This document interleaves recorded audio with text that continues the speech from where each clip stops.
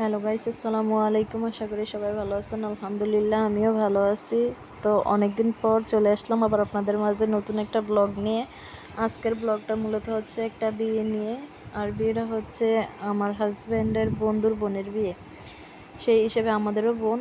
তো বিয়ের ব্লগটা দেখুন। প্রথমে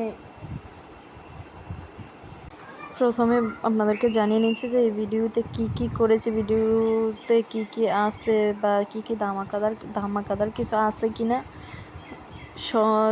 মানে সব কিছু জানতে পুরো ভিডিওটা দেখতে হবে এবং আমাদের সাথেই থাকতে হবে। তো আর দেরি না করে চলুন ভিডিওটা শুরু করি।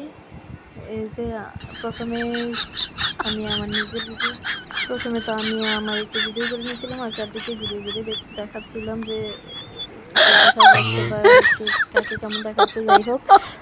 আর এই ভিডিওতে না, সরি, বিয়ের যে মেনুগুলো ছিল এগুলো সরি আমি দেখাইতে পারি নাই, কারণ আমার হাজব্যান্ড পছন্দ করে না, এই জন্য থাক, পরবর্তী ভিডিওতে আমি বলে দিব।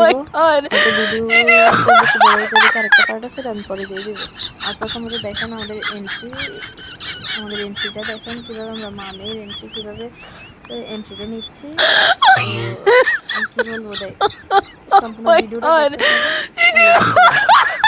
আমরা মা মেয়ে রানী মহারানীর মতো এন্ট্রি নিতেছে। আমার হাজব্যান্ড, আমার ক্যামেরাম্যান ছিল আমার হাজব্যান্ড, আমাদেরকে ভিডিও করে দিতেছে। মূলত আমার বেশিরভাগ ভিডিওতে আমার হাজব্যান্ড ক্যামেরাম্যান থাকে। তো যাই হোক, আমি ব্লগ করি বা আমার চ্যানেল আছে, ও মানে স্মৃতি হিসেবে রাখার জন্যই একটু ভিডিও করে দেয় আর কি, জাস্ট এতটুকুই। আর আজকের বিয়ের মেনু ছিল পোলাও ভাত, চিকেন রোস্ট, গরুর মাংস, চিংড়ি মাছ, ডিম, কাবাব আর মাছের ভর্তা।